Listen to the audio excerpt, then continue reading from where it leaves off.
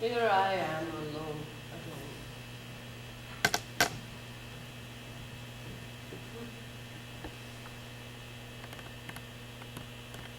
We had a nice life, didn't we, Leon? Married 61 years. 3 beautiful children. My sweet Alice lived my dream and became an English teacher. Eddie, an editor of the Philadelphia Inquirer. And Leon Jr., Methodist minister, dry cleaner, and owner of a Carvel ice cream store. Oh, 10 grandchildren. 17 great-grandchildren. Our home on Hudson Street in Johnson City, New York. Oh. Alice used to ask too many questions. Many, many questions. Busy making dinner for hungry boys demanding men. Mama, the old Armenian ladies call you a different name. What was that name?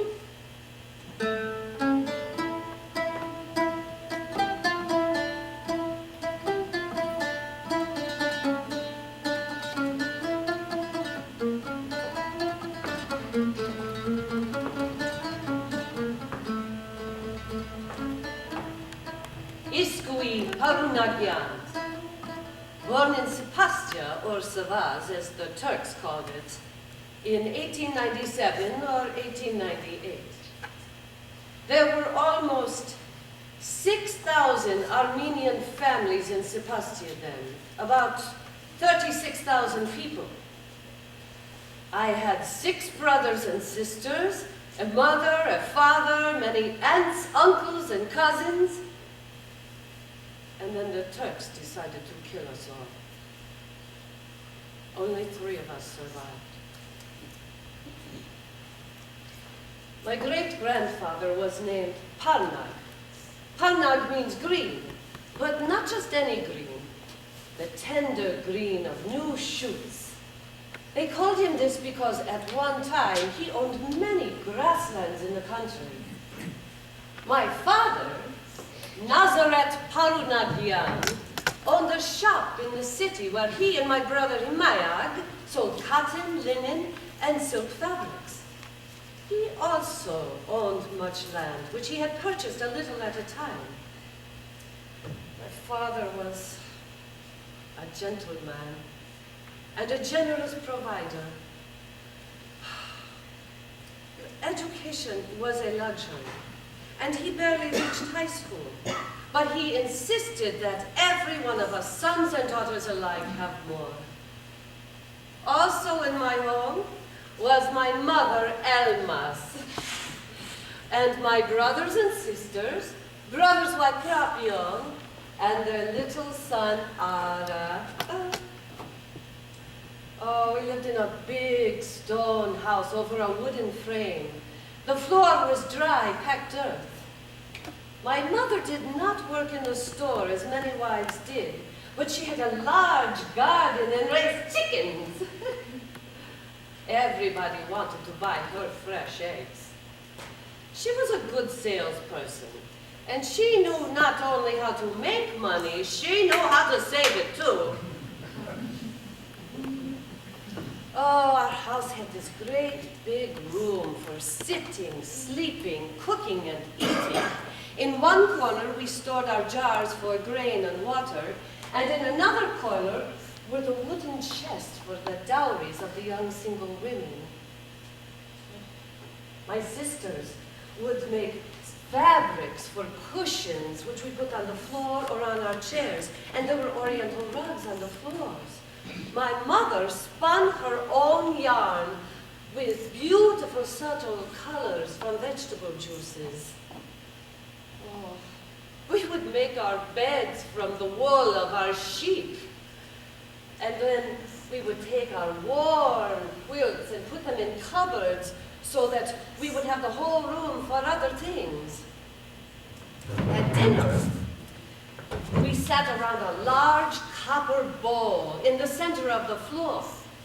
We would use utensils sometimes, but often we would scoop the food with cups of lettuce, cabbage, or lavash bread.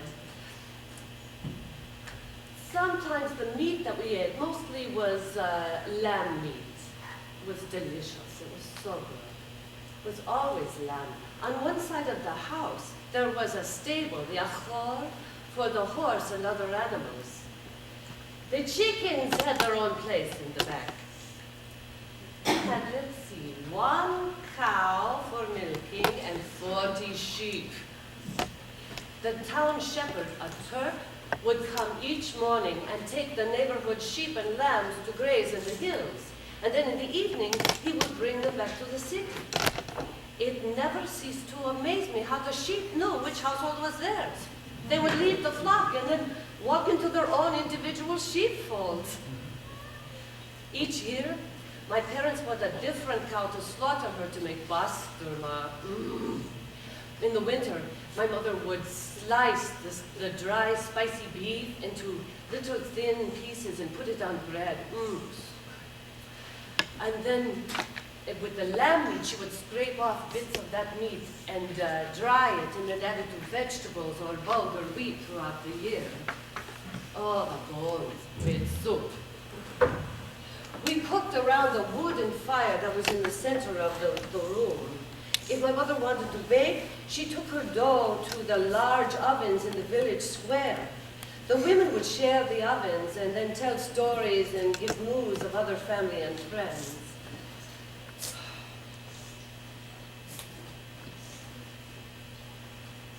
You know, in the winter it was very cold, and it was a little too cold in Sepastia for fruit trees. But my father planted an apricot and a black cherry tree. My sister would make this dark syrup, which we would make vegetable, or we would make juice out of. And our neighbor would boil down the juice from her grape into a heavy paste, into which she would dip the walnuts on this string and make this delicious dessert called roji. And each year, my father would buy 1 load of grain, which we would take to the village mill to grind into 3 sizes for salad, kufta, and pilaf.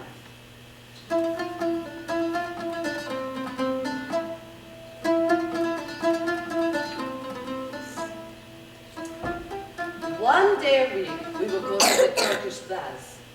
That's because we were only allowed to go 1 day a week.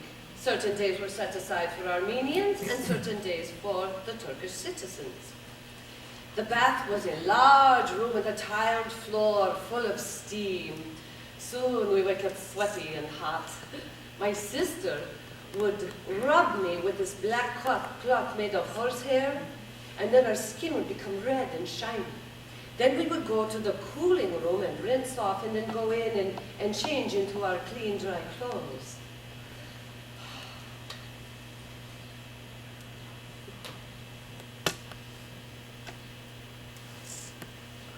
We always took a lunch with us, made of pachak bread, olives, cheese, and usually a treat of fruit, like fruit from the trees.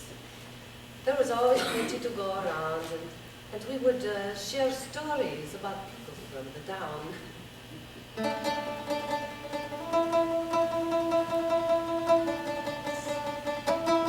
On Sundays, we would dress up and go to the Holy Virgin Armenian Church in the city square. Oh, we had a big, beautiful church. After the last devastation, all the Armenian women of SEPASTIA gathered their jewelry together to earn money to build this church. When someone died, the relatives would take the body on a stretcher to the graveyard outside the town. This was a long walk. We children would follow behind the family. The eldest member of the family would pass out raisins wrapped in bread. If the family were rich, they would kill a lamb and give it to the orphans. Oh, our cemeteries were like parks. There were poems and proverbs written on the gravestones. We used to like to take a walk, enjoy the landscape, and read the tributes on the gravestones. After the war, the cemeteries were all leveled into fields so that no one would remember anything of the Armenians.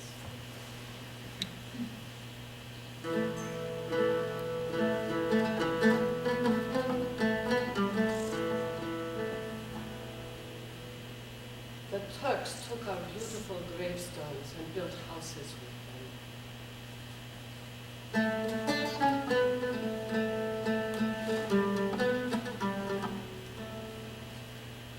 Every day I would walk to school. It was a 2-story building with many windows. The boys' classes were upstairs and ours were downstairs. Learning came easily to me, especially math. When I graduated, I planned to attend Sivas Normal School or Robert College in Constantinople.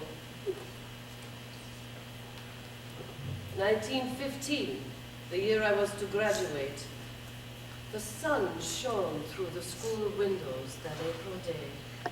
We were studying our English nouns. Suddenly, Professor Michael Parounagian came downstairs.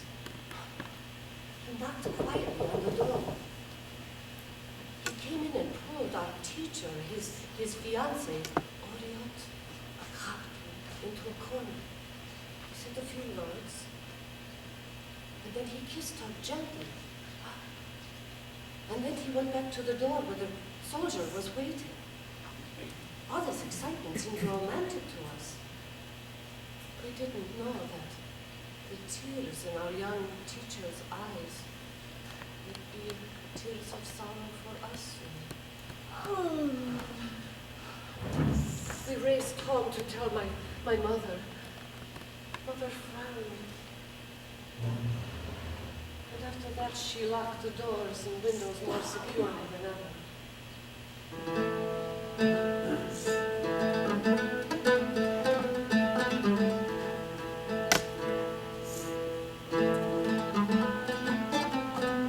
When my brother Hamazasp came to America, he had this photograph with him of his family. Here's my sister Puristan. This is Mayag. And this is Prapi and his wife. And here's my father, Nazareth. His little grandson, Ara. This is my mother, Anna. Here I am. And this is Hamazas. And this is my sister, Bush. I have two other brothers, Nishan and Karakin. They're not in this photo. When Hamazas came to America, he was at the age of 20. Many of the families were afraid that the soldiers would come to take more Armenian men into the army, so they tried to send at least one of their sons away. Hamazas wanted to go because he had studied English and instead of French like his other classmates. He had two school friends who were already in America who wanted him to come and live with them in a village in upstate New York called Leicestershire. Hamazas later sent me money to come to America. Hamazas was a gentle, smart man who loved learning and books. Coming to America, he lived in one room with 5 other men from Savaz. And then he found work at the Endicott Johnson shoe factory. There were many other immigrants there also. His hands had held the great books of learning. Soon they were black and stained with shoe polish. When the shoes came off the bench, he would touch them up if they needed more dye. This was his job from 7 in the morning till 6 at night, 5 days a week. Later he came to live with us, and he stayed for over 10 years until he died.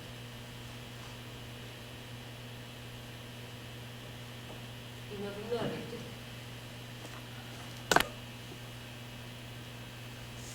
My brother Nishan studied architecture and engineering at the Turkish college in Constantinople. He worked for the Turkish government. They did not kill him because they needed him to build the roads. But during the war, he was slave labor and always under guard. After the war, he returned to what was left of Savaz. He begged me in his letters to join him. Hamazasp and I would send him $35 a month in our letters, all throughout even the Depression. After a while, we did not hear from Nishan anymore, no more letters. We heard that he had moved his family. This woman he married, Araksi, they had 4 children, Azad, Murad, Antranik, and Sebu. They were all named after Armenian freedom fighters. They moved them to Soviet Armenia, they said. Later we found out his work was to take down old buildings and rebuild new ones. We heard that construction fell on him, and he died. It was just Hamazasp and I left.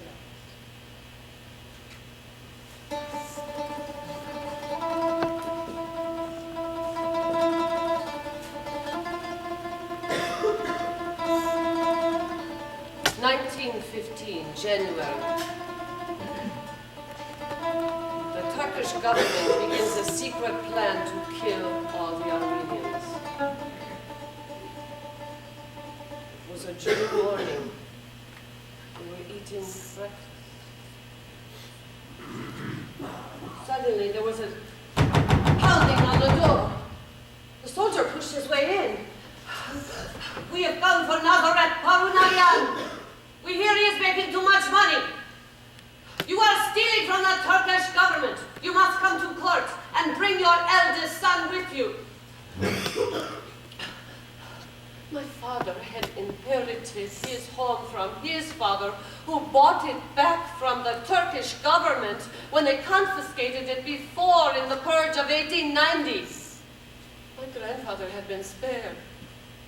We hoped our father would be too. Oh. They arrested all the professional men without warning and took them to the village square for questioning. In town after town, it was the same story. They pronounced them guilty and put them in prison. Later, they came back saying they were looking for guns. Actually, they were looking for valuables that they would take later. We went to see my father in jail. My parents said a few words to one another, but I could not hear them. We hugged as best we could through the bars. Then the guard hurried us away. That is how we said goodbye. Later, we took him away.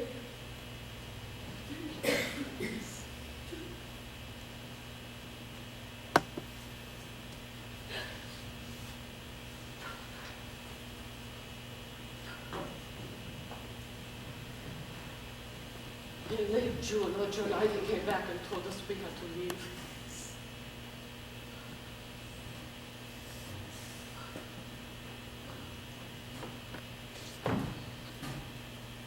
Our mother packed the cart, pulled by our old oxes. As we drove away, we saw them nail the door shut. From the cart, we watched our house until we could see our home no more. Forced on the march, we walked and walked and walked. We did not know where we were going. When we reached the hills, climbing treacherous roads, I was scared. One false step and I would be over the edge. Sometimes the carts would not make it, and people and animals would go over the edge. When we finally reached a flat place, our oxen had not fallen, and some Turkish soldiers that were watching us came and took our oxen, our cart, and everything we had left. No food, no clothing.